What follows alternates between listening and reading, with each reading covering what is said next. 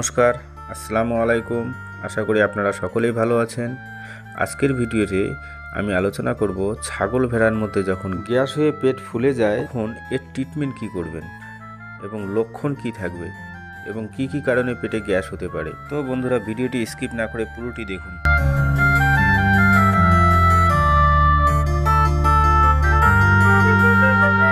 তো বন্ধুরা, যদি কোনো সময় দেখছেন আপনার ছাগল অথবা ভেড়ার হঠাৎ করে পেট ফুলে গেছে, তাহলে আপনি কি করবেন। এখন প্রায় দেখা যায় ছাগল ভেড়ার হঠাৎ করে পেট ফুলে যাচ্ছে, গ্যাস হয়ে যাচ্ছে, যাকে আমরা ব্লট বা টিম্পানি বলে থাকি। তাহলে ব্লট বা টিম্পানি কী জিনিস? রুমেনের ভিতরে যে গ্যাস হয়ে যায় তাকে আমরা ব্লট বা টিম্পানি বলে থাকি। তো গ্যাস হয় সাধারণত কি কি কারণে? উল্টোপাল্টা খাওয়ার কারণে হয়ে থাকে, যেমন ধরুন আলু, কপি কিংবা টমেটো এই সমস্ত খাবার অতিরিক্ত খেয়ে ফেললেও গ্যাস হতে পারে। কিংবা ধরুন চাল, ভুট্টা অথবা ধান বা ভাত এই সমস্ত খাবার দেখা গেলো একটু বেশি পরিমাণে খেয়ে ফেললো, তার কারণে হতে পারে। কিংবা বাসি খাবার কিংবা রাসায়নিকযুক্ত ঘাস খেলেও হতে পারে। আবার কৃমির কারণেও পেটে গ্যাস হতে পারে। ধরুন আপনার ছাগলটিকে বহুদিন থেকে ডিওয়ার্মিং করানো হয়নি, সেটা থেকেও গ্যাস হতে পারে। তাহলে গ্যাস হলে আমরা কি করে বুঝতে পারবো প্রাণীটির গ্যাস হয়েছে? দেখবেন যে ছাগলের পেট অতিরিক্ত ফুলে গেছে, খাওয়া দাওয়া বন্ধ করে দেবে, স্বাভাবিকভাবে দাঁড়িয়ে থাকতে পারবে না। কোনো সময় হয়তো একবার উঠবে, আবার দেখবেন কোনো সময় বসে পড়লো ও কোনোভাবেই স্থিরভাবে থাকতে চাইবে না, একটা অস্থির ভাব থাকবেই। মুখ থেকে হালকা ফেনা আসতে পারে, পায়খানা পেচ্ছাপ বেশিরভাগই বন্ধ থাকতে পারে, আর যদিও বা করে অল্প অল্প করে বারবার করতে থাকবে। দাঁত কিটমিট করে আওয়াজ করতে পারে, শ্বাসকষ্ট হতে পারে, দেখবেন যে শ্বাস নিতে কষ্ট হচ্ছে।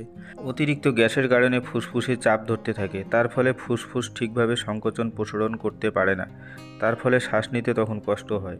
এই কারণে অনেক প্রাণীর মৃত্যু পর্যন্ত হয়ে যায় সঠিক সময় চিকিৎসা না পেলে। তাই যখনই দেখছেন পেট অতিরিক্ত ফুলে আছে, তখনই ফার্স্ট ওকে আগে 16 নম্বর নাহলে 18 নম্বর নিডিল দিয়ে পেট আগে ফুটো করে ওকে গ্যাস বার করুন, তারপরে অন্য চিকিৎসাগুলো চালু করুন। কারণ ওই মুহূর্তে পশুটিকে কোনো ওষুধ মুখ দিয়ে খাওয়ানোর সময় নাও দিতে পারে, আর মুখ দিয়ে খাওয়ানোর রিস্কও খুব থাকে। একটু ব্যতিক্রম হলে শ্বাসনালীতে ওষুধ চলে গেলে ড্রিঞ্চিং নিউমোনিয়া পর্যন্ত হতে পারে, কিংবা অনেক সময় গলায় লেগে মরেও যেতে পারে।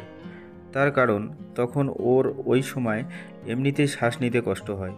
তাই আগে পেট ফুটো করে ওর গ্যাসকে আগে বের করে নিন, তারপরে স্বাভাবিক হলে বাকি মেডিসিনগুলো দেন। আমরা যখন পেটে নিডিল ফুরিয়ে গ্যাস বের করব, গ্যাস বের হয়ে যাওয়ার পরে আমরা ওই নিডিলের মধ্যে দিয়ে যে কোনো একটা ভালো অ্যান্টাসিড 50 থেকে 100 ml মতো নিয়ে ওর সঙ্গে আরও 100 ml মতো গরম পানি মিশিয়ে নিয়ে ডাইরেক্ট রুমেনের ভিতরে দিয়ে দেবো। কারণ কি, ওই মুহূর্তে মুখ দিয়ে খাওয়ানো খুবই রিস্ক হতে পারে। তারপর ওই নিডিল দিয়েই আপনি 15 থেকে 20 ml মতো অক্সিটেট্রাসাইক্লিন ইঞ্জেকশন ইন্ট্রা রুমেনে দিয়ে দিতে পারেন ডাইরেক্ট। তারপর আমরা মাংসপেশিতে দিব অ্যান্টিহিস্টামিন জাতীয় ঔষধ, যেমন অ্যাভিল আছে, ক্লোরিল আছে, জিট আছে, এই ধরনের ওষুধ 2 থেকে 5 ml মতো। আর সঙ্গে দেব ডাইক্লোমিন হাইড্রোক্লোরাইড ইঞ্জেকশন, যেমন স্পাসমোফেট আছে, ডিগোলিক ইঞ্জেকশন আছে, এই ধরনের ওষুধ। কারণ কি, পেটে যখন অতিরিক্ত গ্যাস হয়ে যায় তখন পেটে ব্যথা হয়।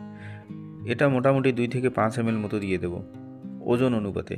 আর সঙ্গে দেব লিভার স্ট্রেক ইঞ্জেকশন, যেমন কনসিপ্লেক্স আছে অথবা ব্লামেল, এই জাতীয় অনেক ওষুধ, বি কমপ্লেক্স জাতীয় ওষুধ অনেক পাওয়া যায়। এবং যতক্ষণ অবধি গ্যাস না কমে ততক্ষণ অবধি 2 ঘন্টা বাদ 30 ml করে একটা অ্যান্টাসিড দিয়ে রাখুন, যেমন ব্লোটাসিল, ব্লোটারিড, হিমব্লোট এই জাতীয় ওষুধ, এবং সঙ্গে একটা জাইম 30 ml করে দিয়ে যান, যেমন ডাইজিকন, ডাইজিকেয়ার এই জাতীয় ওষুধ। তো বন্ধুরা, ছাগল ভেড়ার মধ্যে পেট ফোলার সমস্যাটা এখন প্রায় হয়ে থাকে। তাই বন্ধুরা, একটা কথা বলবো, বাড়িতে একটা যে কোনো অ্যান্টাসিড সবসময় রেখে দিন হাতের কাছে। অল্প থাকাতে যদি এই ওষুধটি খাইয়ে দিলে আপনার পশুটি মৃত্যুর হাত থেকে বেঁচে যেতে পারে। কারণ কি, এই রোগটি এমনই একটি রোগ, সময় দেয় না। আর যদি দেখছেন আপনার বাড়ির পশুটি হঠাৎ করে পেট ফুলে গেছে, বাড়িতে কোনো ওষুধ নেই, তাহলে আপনি কি করবেন?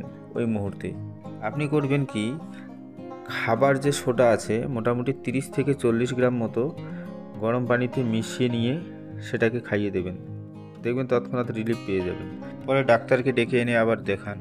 তো বন্ধুরা, পশুর পেট ফুলে যাওয়ার জন্য যে ওষুধগুলি বললাম, সব থেকে বেস্ট ট্রিটমেন্ট। আরও অনেক ওষুধ আছে, এগুলো বলতে গেলে ভিডিওটি অনেক বড় হয়ে যাবে।